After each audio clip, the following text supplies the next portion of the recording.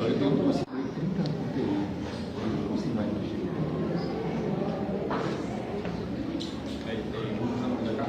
Boa noite a todos, sejam bem-vindos à minha casa. Eu vou fazer uma leitura do livro Palavras de Vida Eterna, de Francisco Cândido Xavier, ditado pelo Espírito Emmanuel. Atitudes essenciais. Qualquer que não tomar a sua cruz e vier após mim, não pode ser meu discípulo. Jesus, Lucas, capítulo 14, versículo 27. Neste passo do Novo Testamento, encontramos a verdadeira fórmula para o ingresso ao sublime discipulado. Qualquer que não tomar a sua cruz e vier após mim, não pode ser meu discípulo, afirma-nos o Mestre. Duas atitudes fundamentais recomenda-nos o eterno benfeitor se nos propomos desfrutar-lhe a intimidade, tomar a cruz redentora de nossos deveres e seguir-lhe os passos. Muitos acreditam receber nos ombros o madeiro das próprias obrigações, mas foge ao caminho do Cristo. E muitos pretendem demonstrar o caminho do Cristo, mas recusam o madeiro das obrigações que lhes cabem. Os primeiros dizem aceitar o sofrimento, todavia andam agressivos e desditosos, espalhando desânimo e azedume por onde passam. Os segundos creem respirar na senda do Cristo, mas abominam a responsabilidade e o serviço aos semelhantes, detendo-se no escárnio e na leviandade, embora saibam interpretar as lições do Evangelho, apregoando-as com arrozoado e enternecedor. Uns se agarram à lamentação e ao aviltamento das horas. Outros se cristalizam na ironia e na ociosidade, menosprezando os dons da vida. Não nos esqueçamos, assim, de que é preciso abraçar a cruz das provas indispensáveis à nossa redenção e burilamento, com amor e alegria, marchando no espaço, no tempo, com verdadeiro espírito cristão de trabalho infatigável no bem, se aspiramos a alcançar a comunhão com o Divino Mestre. Não vale apenas sofrer, é preciso aproveitar o sofrimento.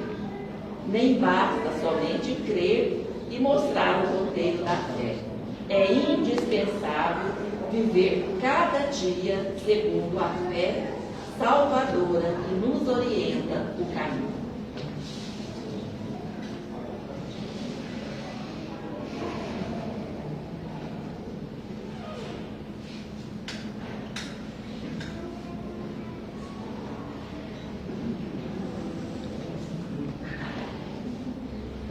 Serenar as nossas mentes, os nossos pensamentos, pedindo a Jesus que esteja sempre conosco nos momentos difíceis, aqueles momentos em que a gente acha que não vai dar conta, mas com certeza, com Cristo, tudo fica mais fácil e a gente consegue, com certeza. Então vamos agradecer a Ele por ter nos dado tantos ensinamentos, por ter nos deixado tantos exemplos de coragem, de perdão, de amor. Vamos também nesse momento pedir que Ele nos envolva com a sua luz, com a sua paz, que nos ajude na nossa caminhada, que possamos caminhar sempre no caminho do bem, sempre rumo à nossa evolução. Pedimos aos benfeitores amigos, ao mentor espiritual da nossa casa, que esteja conosco nessa noite, nos abençoando, nos ajudando, nos iluminando. Pedimos também a esses benfeitores que intuam a nossa palestrante, a nossa querida Maria Helena, para que ela nos traga a sua mensagem mensagem de amor e de paz. E com a permissão de Jesus, com o amparo da espiritualidade amiga e benfeitora, vamos dar início aos trabalhos da noite de hoje. E que assim seja.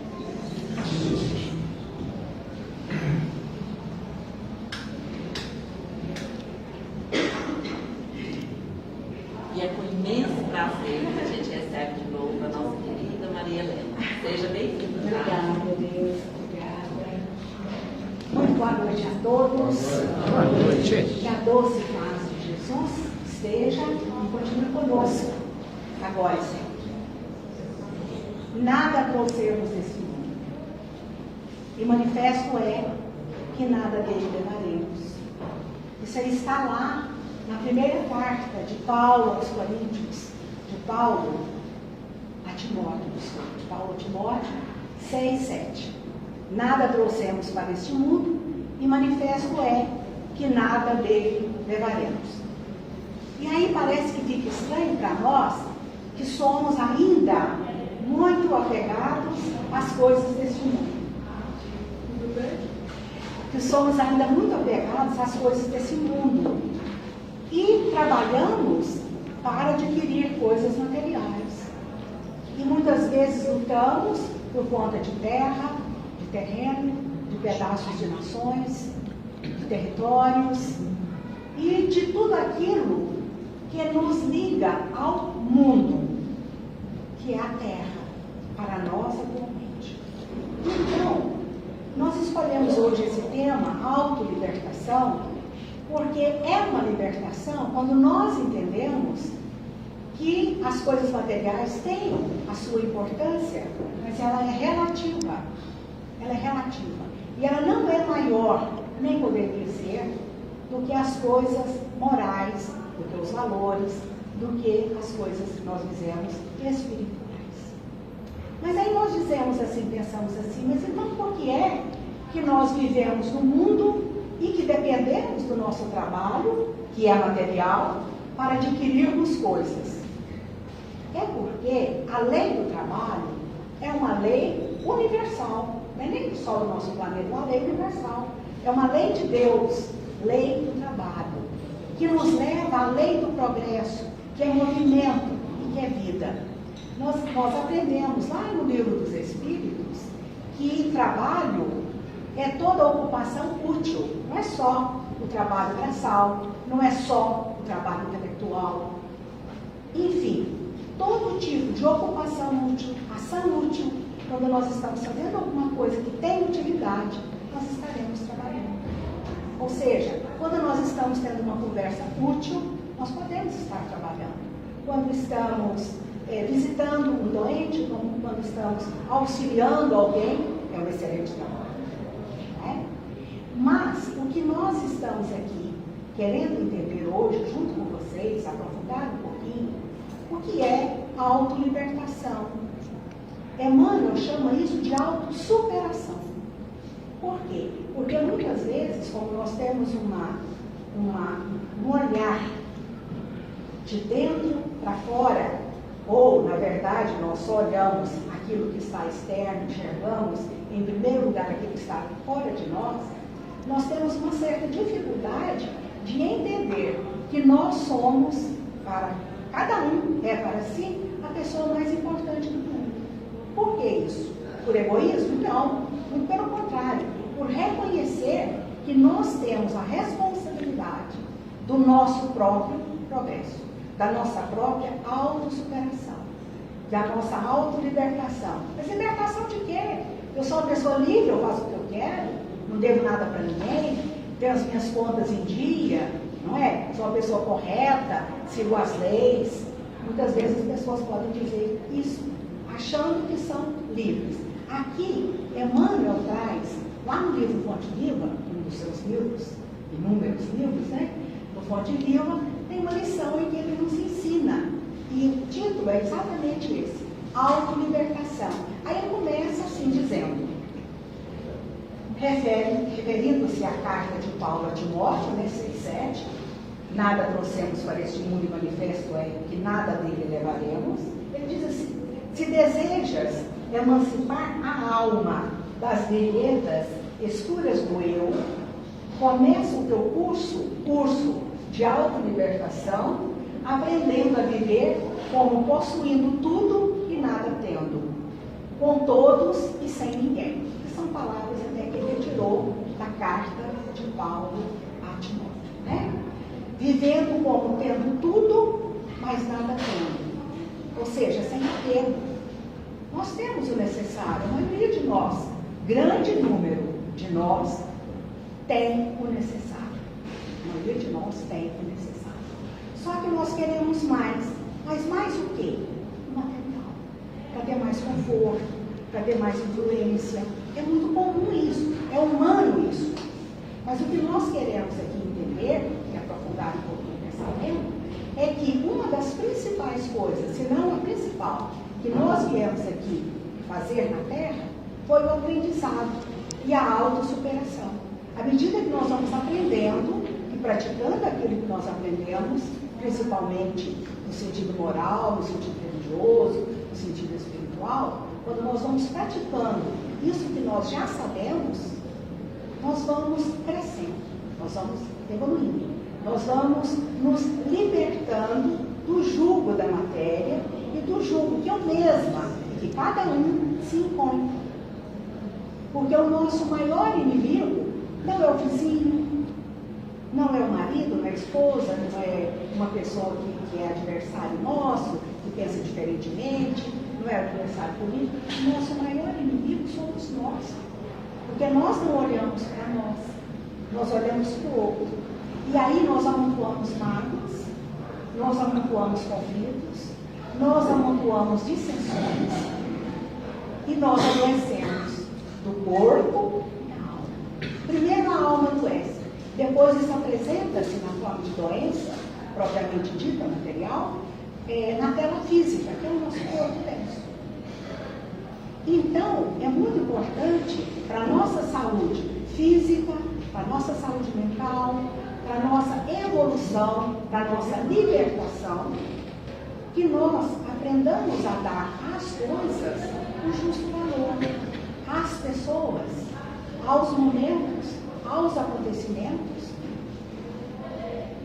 E aí, Emmanuel, para nos ajudar nessa mesma linha de raciocínio, ele diz assim: se chegasse à Terra na condição de um peregrino, se chegasse à Terra na condição de um peregrino, será que nós nos consideramos peregrinos?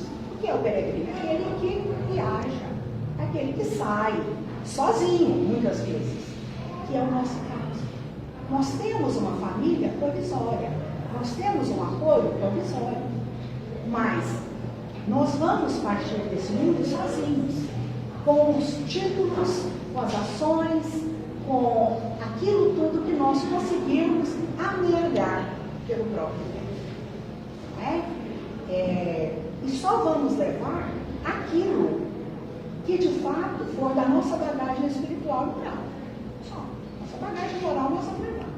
Aquilo que nós fizermos de positivo vai ficar impregnado na nossa alma. Com aquilo que nós fizermos também de ruim, de negativo, ficará a nossa alma, o nosso perispírito impregnado disso daí. E aí nós temos uma bagagem construída por nossos pais. Não é a bagagem que nós herdamos do pai, não é a bagagem que nós herdamos de algum amigo, ou da família, ou seja, mas simplesmente aquilo que nós fizermos de nós mesmos. Por isso é que sempre nós aprendemos isso e gostamos de repetir, que nós somos herdeiros de nós mesmos. Somos, evidentemente, herdeiros de pais, de mães amorosos, de ancestrais, que muito nos deram, que muito nos auxiliaram, de mestres que nos ensinam, ou somos herdeiros deles. Porém, a principal herança é aquela construída por nós. É o que nós fazemos com aquilo que nós recebemos de fora e mais as nossas próprias criações. E o que são as nossas criações? É tudo aquilo que nós elaboramos por conta própria, diante dos acontecimentos, diante do que nós aprendemos na sociedade, na vida, etc. Nas profissões, etc. Então, de modo assim, se chegasse à Terra na condição de um peregrino necessitado, de aconchego e socorro, e se sabes que te retirarás dela sozinho, quando nós partirmos para o plano espiritual, nós vamos partir sozinhos, né? Todos nós, sem exceção. Ainda que nós partamos numa coisa coletiva, né? Cada um vai dar conta de si mesmo, diante de Deus e diante da sua consciência. O tribunal maior é da nossa consciência. Por isso é que à medida que nós nos tornamos responsáveis, nós vamos ficando mais, levando a vida mais a sério. Porque nós não temos que descobrir culpados. Já viram que instintivamente, de uma forma assim bem, digamos, habitual, quando nós temos uma decepção, quando some um objeto, quando nós deparamos com alguma coisa que não nos agrada, quase que automaticamente, isso é automatizado já em nós, já foi automatizado no passado, agora é necessário nós tirarmos isso de nós, alijarmos para longe esses hábitos de culpar os outros, de responsabilizar os outros. Se eu fico contrariado, imediatamente eu posso ficar, já não fico mais, por causa desse novo hábito que a gente vai adquirindo. Mas, na maioria das vezes, a gente pende para descobrir um culpado por aquilo que me contrariou, qualquer coisa que eu não goste. Ah, mas quem será que fez isso? Fulano que eu vou contra a gente, às vezes acusa pessoas, ao invés de entendermos que mesmo que hajam culpados em determinados momentos, o que vai valer diante da minha consciência é a minha atitude. A atitude de ser de perdão, ser de sinceridade, de honestidade. É a prática do bem, a ação no bem é que vai determinar a minha evolução. Porque enquanto eu estiver culpando os outros e arrumando culpados ou pessoas que possam me apoiar, quando eu estiver não me responsabilizando por mim mesma ou pelos acontecimentos em torno, ainda que eu não tenha uma responsabilidade direta, mas a minha atitude é determinante.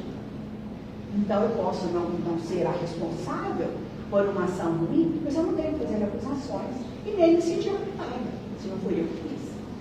É isso? Então ter essa clareza do quanto nós somos responsáveis pelos nossos pensamentos, pelos nossos sentimentos, ainda que eles não sejam expostos, ainda que nós façamos silêncio, porque muitas vezes nós fazemos silêncio, mas intimamente nós ficamos com raiva, que é uma emoção extremamente primitiva. Ou ficamos com medo, desenvolvemos algumas defesas negativas, e atacamos as pessoas de uma forma, bloqueamos, né? Aquela ali não quer nem ver mais. Podemos não falar, mas muitas vezes nós ainda temos essas atitudes ruins.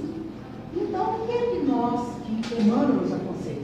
Que nós vigiemos-nos, que nós nos vigiemos, que nós olhemos para dentro, que nós iremos o holofote, eu uso esse termo holofote, porque ela usa um forte, né? Nós iremos o nosso holofote para nós mesmos. A quantas anda o meu sentimento, as minhas emoções, aquelas emoções mais viscerais, de raiva, de medo, de ódio, de perseguição, que às vezes a pessoa se sente assim ou assado, mas principalmente é por si mesma, é pelo seu próprio temperamento, às vezes mais irritável, às vezes mais agressivo. Então é preciso que nós tenhamos um mínimo de tempo conosco, através de meditação, através de prece. Nós temos visto muito, ainda mais na atualidade, onde acontece, infelizmente, estão acontecendo e vão continuar acontecendo. Tragédias, muitos acontecimentos tristes, etc. Né? A gente vê as pessoas, no momento em que um pouco de paz, um pouco de solidariedade, um pouco mais de compreensão deveria nos visitar, as pessoas começam também a agir de uma forma mais nervosa.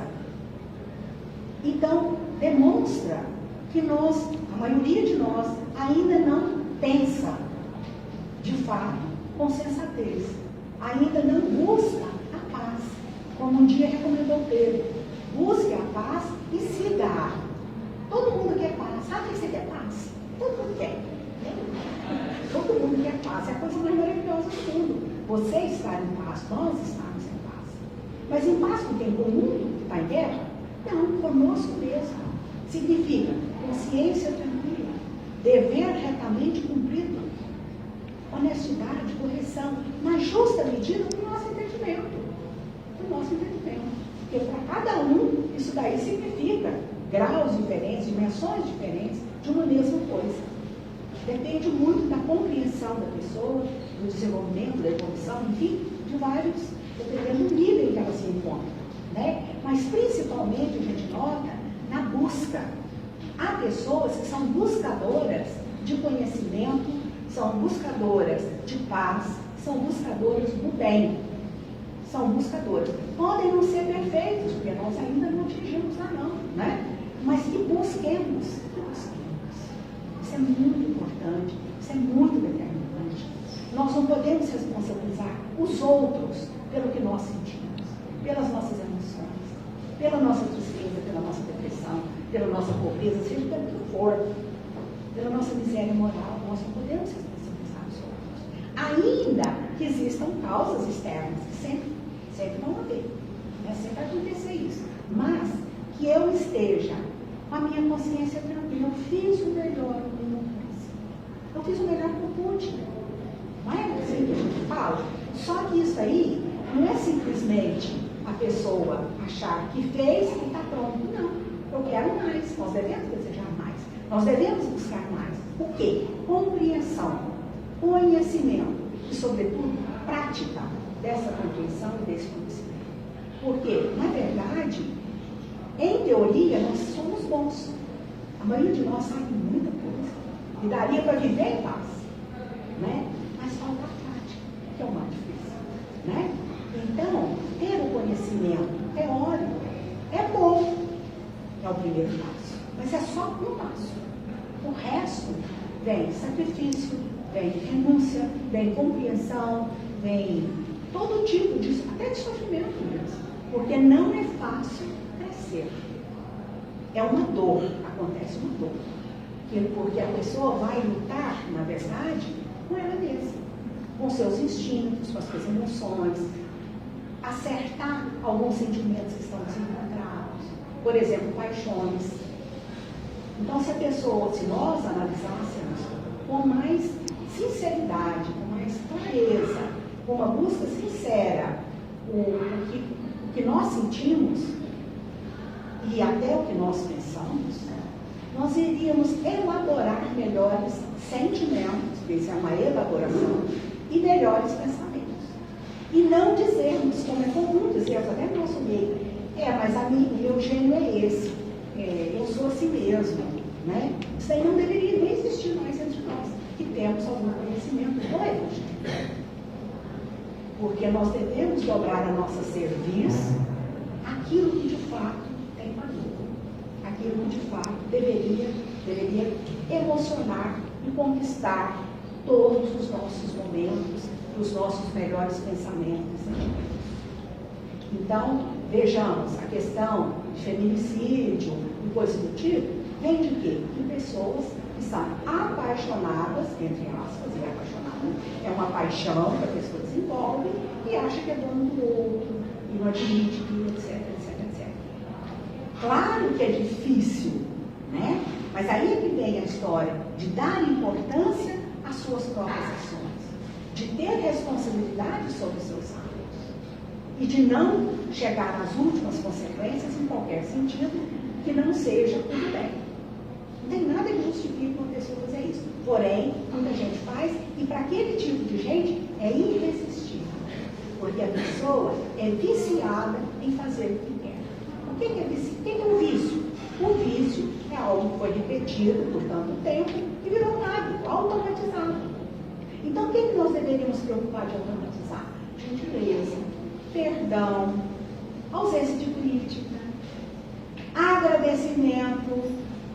A gente vê, por exemplo, a questão da gratidão, que é uma coisa interessante, e eu gosto de falar isso na Convenção Terra, porque nós entendemos que quando a gente fala em gratidão, né? As pessoas que falam isso podem estar esperando que as outras pessoas lhe agradeçam alguma coisa. Não é isso. Não é isso. Nenhum espírito bom precisa da nossa gratidão. Ele faz aquilo por amor, no ponto final. E nem olha lá, fica olhando. Será que Deus agradeceu? Será que o outro agradeceu? O benefício que recebeu? Não. Nem quer saber, nem tem tempo de ver isso. Por quê? Porque está vibrando no que é bom. Está vibrando no que é bom. E não interessa se o outro é grato ou não. Porque se ele não for grato, o problema é dele. Não é? Porque ele não tem o reconhecimento daquilo. Mas também quem favorece e quem faz o bem não está ligado na gratidão do outro. Não está ligado. E não, se ele estiver, ele está errado. Certo? Ele não é digno nem daquela gratidão de fato. Então não se espera a gratidão da pessoa. Mas é importante que sejamos gratos. Por quê? Porque isso nos dá uma compreensão do benefício recebido. E ele passa a ser nosso. Compreende a diferença? Então, se a pessoa é ingrata, ela não vai reconhecer, ela não vai ficar feliz.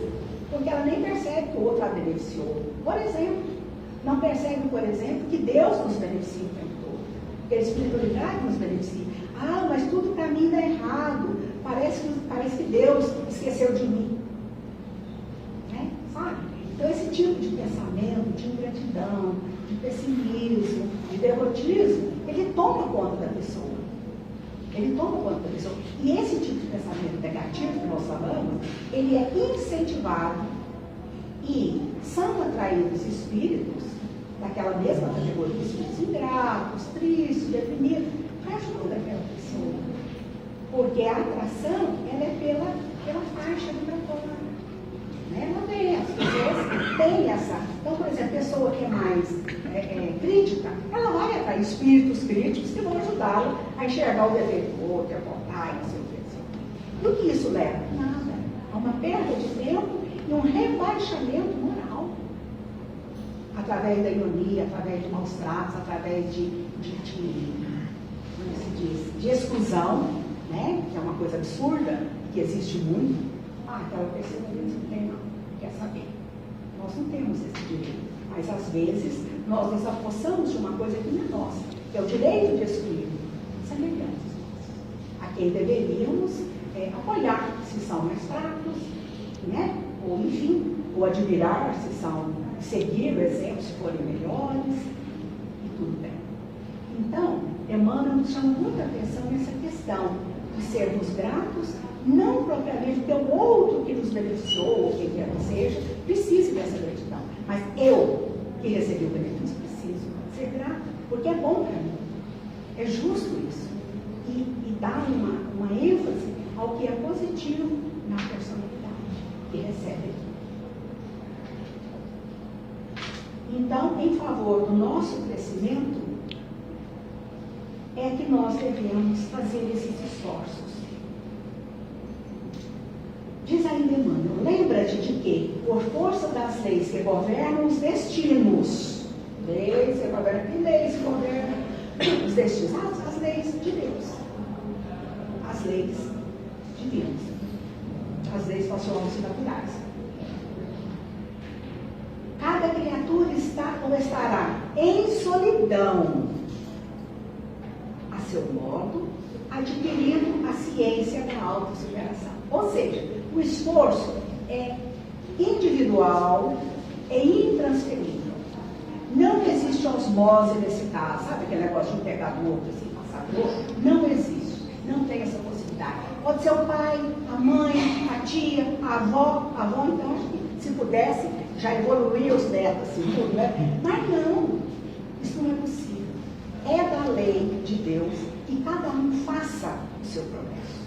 Então, por mais que nós acreditemos que alguma coisa podemos ajudar através do incentivo, através da prece, através do exemplo, né? Tudo isso são ajudas. Mas fazer aquilo acontecer depende da vontade de cada criatura, né? Então, nós sempre estamos sozinhos naquilo que é mais grave na nossa vida. Quando nascemos, embora a família recebendo tudo, né? Assim como, quando desencarnamos, acreditamos também que somos recebidos, mas nós mesmos não participamos daquilo. A criança, ela não sabe, ela está tão pequenininha, tão ainda, o cérebro tão imaturo, uma série de coisas, que ela também não percebe exatamente. Então, portanto, ela está sozinha. Quando desencarna, é a mesma coisa. E a gente vê em alguns livros, principalmente do André Luiz, que às vezes a pessoa desencarna, ela é acolhida, mas ela nem sabe que desencarnou. Nós sabemos disso, né? Pelas manifestações, das reuniões mediúnicas. Tem gente que morreu há 100 anos e não sabe que morreu, sabe que desencarnou. Então, o que é isso? O nível consciencial é pequeno, né? E muitas vezes nós, sendo espíritas, tendo tanta informação nessa área, podemos não ter absorvido o suficiente, por falta, às vezes, de olhar para nós mesmos. Então fica uma coisa assim meio superficial. Eu vou no centro, tomo um passe, escuto alguma coisa, leio, aprendo, decoro, não sei o quê, mas eu não coloco o sentimento, eu não coloco a minha vida em ação dentro daquilo que eu sei. Muitas vezes acontece. Então não basta nós sermos espíritos, não basta nós sermos religiosos, não basta nós decorarmos meia dúzia de livros, não basta. Né? É preciso que nós tenhamos a responsabilidade de assumir os nossos atos em tudo. Se eu faço uma leitura, eu aproveito aquilo e começo a praticar aquilo. Se a leitura é boa, lógico, né? Também se for ruim, já vai. Não precisa perder tempo, né? E entendendo sempre que a ciência da autossuperação, ela precisa ser adquirida por nós, que somos pessoas adultas, inteligentes, e nós estamos nesse curso que o Emmanuel chama, né, de autossuperação aqui na Terra, sozinhos. Contamos com o apoio externo até um certo ponto. Mas na hora de dizermos sim, meu Deus, eu quero superar o meu egoísmo, a minha vaidade, a minha raiva, o medo, eu quero superar. Sozinho. Temos ajudas, né? Mas a ação propriamente, para que tenha valor, para que seja introjetada, para que ela realmente faça parte da minha vida, eu tenho que estar só, responsabilizando-me por aquela atitude. Eu quero fazer isso, eu quero melhorar, eu quero ser melhor. E busca. Porque o fato de nós buscarmos, entra numa outra lei, que é, quem busca acha, quem pede recebe. Jesus disse isso. E tudo que Jesus disse, nós podemos dizer que é lei. Porque não disse nada que não fosse comprovadamente verdade, não é? E nós sabemos que quem busca, acha. Pode não achar imediatamente, mas ela vai encontrar aquilo que ela busca. Então, se eu buscar, qualquer pessoa buscar, essa autossuperação, esse vencer-se a si mesmo, se autoanalisar, fizer um verdadeiro relato para si mesma, do quanto falta, do que falta para ser melhor, vai ter uma lista grandinha, né? Mas vai eliminando alguma coisa que é ali e junto com tudo, e tudo que acontece na vida da pessoa, se ela busca sinceramente a melhoria pessoal, ela vai conseguir. Ela não vai virar santa, né? Mas ela vai ter um progresso perceptível numa única encarnação. Porque o nosso problema é que nós repetimos modelos indefinidamente. E nós nos acomodamos a esses modelos. Modelos de autoridade, autoritarismo, de subserviência, modelos de humilhação, não é? Modelos assim que já deveriam ter sido superados por nós. Por exemplo, se nós olharmos uma guerra, gente, pelo amor de Deus, que vergonha, que coisa horrorosa. Que nível é isso? Como que pode uma pessoa declarar guerra a quem quer que seja, a uma outra nação, enfim, essas coisas? É uma coisa assim, sem cabimento para o nosso mundo, né? Que tem um progresso gigantesco, materialmente falando, mas o progresso moral não acompanha, porque esse é mais difícil. Porque o progresso material, ele se dá muito coletivamente, né? As ideias vão passando, e as reuniões, e os cientistas, as pessoas que pesquisam em grupo. Mas na hora do progresso moral, é sozinho. É cada um por si. E Deus por todos, né? Ainda bem, Deus por todos. Mas nota-se, por exemplo, um lado, muita coisa que já mudou, que já está melhor, coletivamente. mesmo na questão moral. Porém, os costumes, secretamente dentro de cada um, a realidade espiritual de cada um, ainda é um grande amigo. Então, existem ódios, existem muitas coisas ruins, que ainda são, de certa forma, praticados como direitos, como certo, como inimigo, como justo. Então, o que é que falta? A autoanálise, já que isso parte de cada um. E já que aprendemos e sabemos, certamente, que o progresso é individual. Esse tipo de progresso moral, ele é individual. Então, olha só, o que o Cristo nos trouxe o Evangelho, o que Kardec nos trouxe depois, e que em vários outros países e outros continentes, outras pessoas vieram também trazendo esclarecimentos, ensinamentos, sempre convidando a pessoa à melhoria pessoal. E nós continuamos, muitas vezes, com os mesmos costumes dos nossos ancestrais. Os mesmos costumes dos nossos ancestrais mais remotos, não é? Com medo de algumas coisas que já não deviam mais termos, porque nós não olhamos para dentro. Nós não olhamos para nós. E é uma pena. Mas sempre é tempo, né?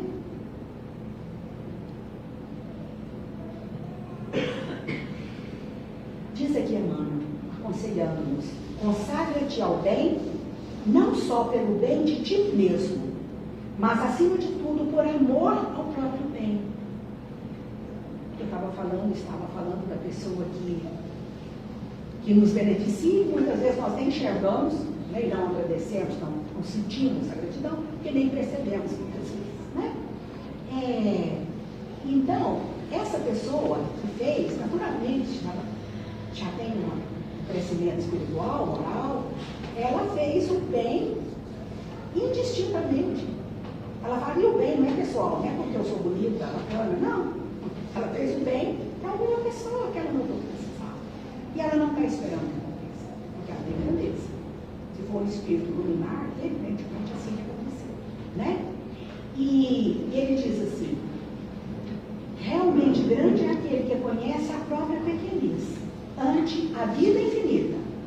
Não é que nós somos pequenininho, rastejante, não. É ante a vida infinita. Ou seja, nós sabemos muita coisa já, mas tem muito mais para ser conhecido. Muito mais para aprendermos, sabermos, conhecer. Então ele diz assim: não te imponhas deliberadamente afugentando a simpatia. Não te especiarás o concurso alheio na execução da tua tarefa. Viu só? Ele falou o tempo todo que o nosso progresso é sozinho, que cada um vai conseguir sozinho, não sei o quê. Mas não te imponhas deliberadamente. Nós não devemos nos impor deliberadamente, porque tem que estar sozinho mesmo. Então, ele diz: a gente não cresce sozinho. Olha que coisa. Parece que é paradoxal, não é? Parece contraditório isso, é. Eu vou fazer sozinho o meu progresso, mas eu não vou crescer sozinho. Olha que coisa. Por quê? Porque nós temos que abrir o nosso coração. E é nessa abertura e nessa ajuda mútua nós conseguimos crescer. Porque aí há uma convivência fraterna, solidária, onde vai haver uma troca muito boa, muito justa. Inclusive com as diferenças individuais, inclusive com as brigas, inclusive com as implicâncias, inclusive com as diferenças mesmo de muitas pessoas. À medida que nós entendemos que devemos nos ajustar dentro de uma sociedade que, na verdade, chega a ser justa, mas porque nós somos ainda injustos, né? À medida que cada um vai entendendo a sua limitação, a sua dificuldade em doação, né? Vai compreendendo e fazendo melhor, acertando melhor o passo, todo mundo vai crescer junto. Mas o progresso vai ser individual, porque cada um vai fazer de um jeito, cada um vai fazer a seu modo. E vai crescer sozinho, embora junto com muita gente. Isso é a parte legal, não é? Eu acho. Jamais suponhas que a tua dor seja maior que a do vizinho, ou que as situações do teu agrado sejam as que devam agradar aos que te servem. Então, por mais que nós sejamos amigos, nós devemos entender que as pessoas são diferentes e que aquilo que me agrada necessariamente não necessita agradar ao outro. E nem por isso nós precisamos brigar ou se entender. A gente vai ajustando o passo e nos entendendo, e com isso todo mundo cresce. Aquilo que te encoraja pode espantar a muitos. E o material de tua alegria pode ser um veneno para o teu irmão. Olha essa compreensão, não é? Aceitar isso, né? Aquilo que me agrada pode ser veneno para o outro, pode irritar o outro. Essa pessoa está feliz por isso, bobagem, né? E tudo bem, e tudo bem, né? Sobretudo, diz ele, combate a tendência ao melindre pessoal, com a mesma persistência empregada no serviço de higiene do leito em que repousas. Quer dizer, com a mesma persistência, com o mesmo cuidado, com o mesmo afinco, que eu limpo a minha cama, eu vou deitar, por exemplo, uma cama suja. Ele diz assim, mesmo cuidado, vamos cuidar do melindre pessoal. Gente, o melindre é uma coisa horrorosa. Todo mundo tem um melindre. Eu pensava que eu era melindrosa, de repente eu falei, quando eu entrei nesse projeto, eu tenho um projeto de elevação pessoal, né, de melhoria pessoal. Eu comecei a dizer, gente do céu, sabe? Então, eu acho que todo mundo, ou pelo menos a maioria de nós, ainda tem um melindre, sabe? Uma suscetibilidade, ninguém, não gostei disso, a fulana não fez aquilo. Então, isso daí é para a gente ter cuidado. Por quê? Porque não leva a nada. E a outra pessoa, às vezes, que nós pensamos que nos ofendeu, às vezes nem percebeu. Falou por ignorância, falou por... E se for por acaso, se for por maldade, como a gente às vezes pensa que é, qualquer problema diferente. Quem fez o mal? Não foi outra pessoa. Então não é pessoal, né? Aquela pessoa faz aquilo daquele jeito, porque ela tem aquilo dentro dela, ela ainda vai descobrir um jeito que é ruim. Mas ela vai continuar santificando a nossa vida, torrando a paciência, e tudo bem. E tudo bem, já deixa com direito de falar, ó, né? Mas eu não preciso ficar melindrado, remoendo e não perdoando. Então, perdoar, desculpar, indistintamente, de uma forma perseverante, como maneira de me sustentar emocionalmente. Porque se tudo que acontece, tipo uma briga de trânsito, uma discussão inútil, uma coisa, uma agressão qualquer que nós recebamos, por exemplo, nós estamos todo mundo com a cara e coragem, como dizia o Chico Xavier. Todo mundo está no mundo com a cara e coragem, né? E nós já descobrimos e sabemos que nós vamos evoluir sozinhos, cada um por si. Cada um vai evoluir a seu turno pelos seus esforços, né? Então, por que eu vou ficar melindrado com uma pessoa que fez uma grosseria, por exemplo? Quem que é o grosso? É a pessoa? Beleza, né? Um dia vai, né? Na verdade, então eu não preciso pegar para mim o lixo do outro no chão. Não preciso. Só se eu quiser, né? Só se eu tiver mesmo. É isso? Então, é muita ofensa registrada, diz Emmanuel, finalizando, é peso inútil ao coração. Isso pesa no coração, literalmente, na tela física, atinge o coração. Eu vi um estudo que eu achei muito interessante, estudo mesmo, feito por médicos, cardiologistas. Eles relatam que, dentro dessa pesquisa, estudos de caso, etc., o que acontecia quando uma pessoa lembrava de qualquer coisa, qualquer evento, quando nós lembramos, qualquer ser humano que lembra de uma coisa ruim ou de uma coisa boa, as células do nosso corpo, todas elas, principalmente as cardíacas, que é a que eles estavam localizando, né? Elas revivem aquele acontecimento, pode ter acontecido há 10 anos. Se a pessoa rememora, se ela fala, naquela tragédia, ela vai ficar com o coração estressado, da mesma forma quando aconteceu. Então a gente traz para o momento presente, às vezes uma coisa já deveria ter sido deixada para trás, esquecida e tal. Então por isso é que diz André Luiz, o mal não merece comentário. Em tempo algum, diz ele. Certo? O mal não merece comentário em tempo algum. Essa é uma frase célebre de André Luiz que todo mundo sabe. Mas a gente esquece de praticar.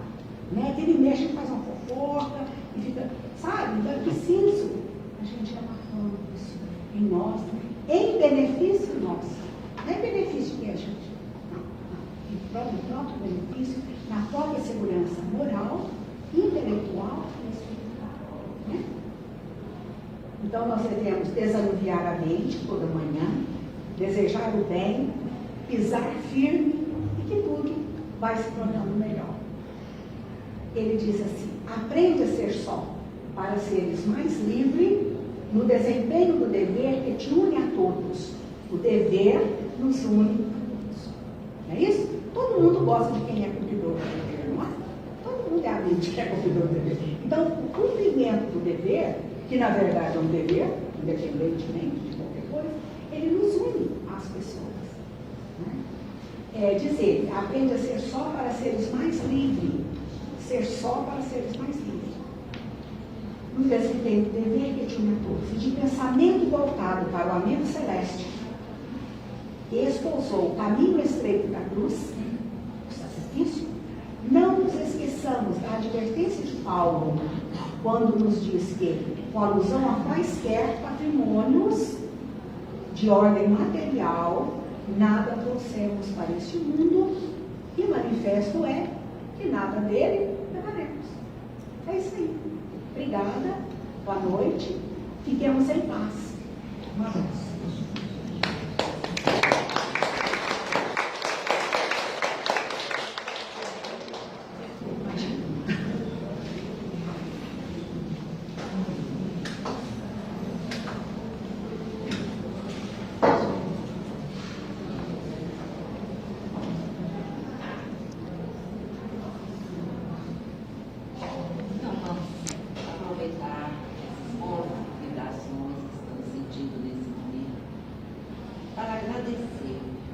Agradecer a Deus pela nossa existência, agradecer a Deus por estarmos aqui agora, nesse momento, na sua casa, recebendo essas bênçãos, sendo envolvido por vibrações de amor, por vibrações de paz.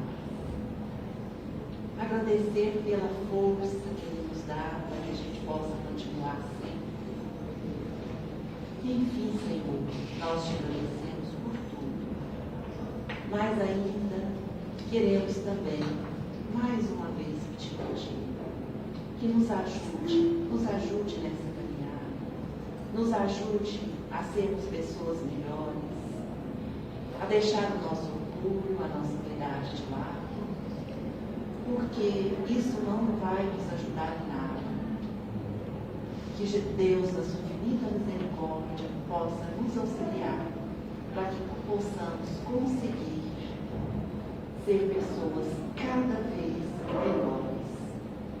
Queremos também pedir que possamos levar essas boas vibrações para os nossos familiares, para todas aquelas pessoas que nos esperam nos nossos lares, para todas aquelas pessoas que nesse momento se encontram nos nossos pensamentos.